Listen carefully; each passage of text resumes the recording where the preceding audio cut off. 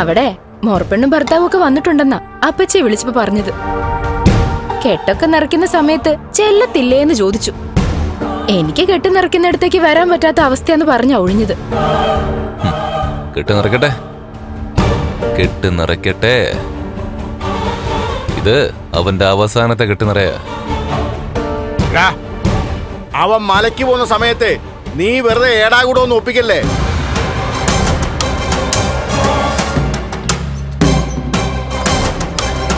ഒന്നാമത് അയ്യപ്പനെ ആവാഹിച്ച് നടക്കുന്ന ഒരുത്തി അവന്റെ കൂടെ ഉള്ളത്.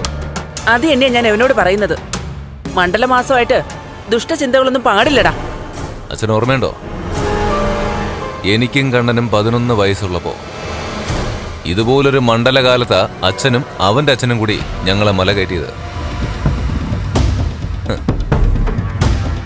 അതിന്റെ അടുത്ത വൃശ്ചികത്തില് അവൻ മാലയിട്ടതിന് ശേഷം അവന്റെ പിറന്നാള് ദിവസം അവന്റെ മലകയറ്റം അവസാനിക്കുകയും ചെയ്തു. പിന്നെ ഇത്തവണയാണ് അവൻ മല ചവിട്ടാൻ പോകുന്നത്. അതുകൊണ്ടാ ഞാൻ പറഞ്ഞത് ഈ സമയത്ത് വെറുതെ അയ്യപ്പന് നിരക്കാത്ത പ്രവൃത്തി ഒന്നും ചെയ്യരുതെന്ന്.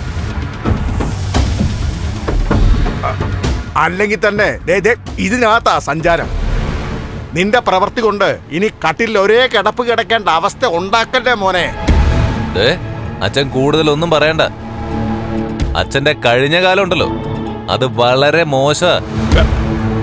എടാ, എത്ര മോശമായാലും കഴിഞ്ഞ കുറെ നാൾ മുമ്പ് വരെ നീ നിന്റെ അമ്മയും അനുജത്തിയൊക്കെ ലാവിഷായിട്ടല്ലേ ജീവിച്ചത്. ഇനി നമുക്ക് അങ്ങനെ ജീവിക്കണ്ടേ അച്ഛാ?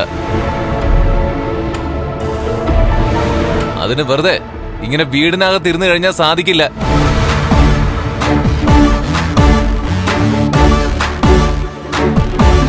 എന്റെ ഏട്ടാ, മഞ്ജു ആ സാഗറും കൂടെ ഒന്നിച്ചാ അവിടെ കണ്ണേട്ടന്റെ വീട്ടിലേക്ക് എത്തിയത്. ഇന്നിപ്പോ സാഗറും കണ്ണേട്ടനൊപ്പം മലയ്ക്ക് പോവുക. ആ സമയത്ത് മഞ്ജു മിക്കവാറും അവിടെ കാണും. ആ സമയത്തൊക്കെ മഞ്ജുവിനും അപ്പച്ചയ്ക്കും ഇടയിൽ മഞ്ഞുരുകാനുള്ള സാധ്യതയുണ്ട്. ആ, അത് ഇവള് പറഞ്ഞത് സത്യോടാ. ഇനി അമ്മയ്ക്ക് മോളെ സ്നേഹിക്കാതിരിക്കാൻ പറ്റില്ല. കഴിഞ്ഞ ദിവസം മഞ്ജു അവിടെ ചെന്നപ്പോ അവിടെ ഗർഭം കലക്കുമെന്ന് പറഞ്ഞിട്ട് എന്തായടാ? അന്ന് നടക്കാതെ പോയത് മിക്കവാറും ഇത്തവണ നടക്കും. ഈ മണ്ഡലകാലമായിട്ട് എന്റെ പെങ്ങക്ക് നല്ല ബുദ്ധിയൊന്നും തോന്നത്തില്ലേ? അവിടെ ഒരുത്തി മഹാലക്ഷ്മിയും കണ്ണനും തകർക്കാനായിട്ട് അവിടെ കുഞ്ഞിനെ കളഞ്ഞു കുളിച്ചു. ആ കരുണ.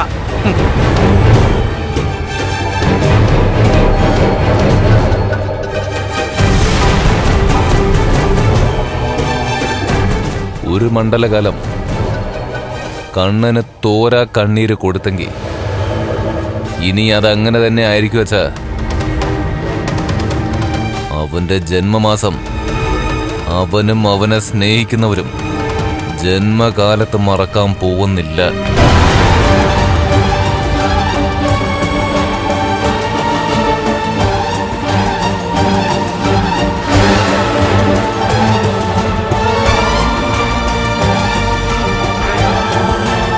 അവൻ എന്തൊക്കെ ഒപ്പിച്ചിട്ടുണ്ട് സീമന്തിൽ. അവനിപ്പോ കളിച്ചോണ്ടിരിക്കുന്നത് കണ്ണനോടും മഹാലക്ഷ്മിയോടൊന്നുമല്ല, സാക്ഷാൽ അയ്യപ്പനോട് തന്നെയാണ്.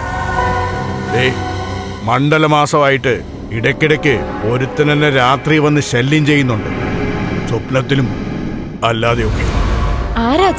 വേറെ ആരാ? കണ്ണന്റെ അച്ഛൻ തന്നെ. അതെന്തിനാ കണ്ണന്റെ അച്ഛൻ നിങ്ങളെ ശല്യം ചെയ്യുന്നത്? അതിന് നിങ്ങളാണോ കണ്ണന്റെ അച്ഛനെ കൊന്നത്?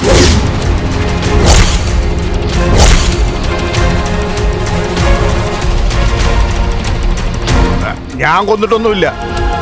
പിന്നെ ആ സമയത്ത് എന്റെ ചില അഴിമതികളൊക്കെ കണ്ടുപിടിച്ചതുകൊണ്ട് അവൻ മരിക്കണമെന്ന് ഞാൻ ആത്മാർത്ഥമായിട്ട് പ്രാർത്ഥിച്ചിട്ടുണ്ട്. അതുകൊണ്ടായിരിക്കും അവൻ എന്നെ ഇങ്ങനെ ശല്യം ചെയ്തത്.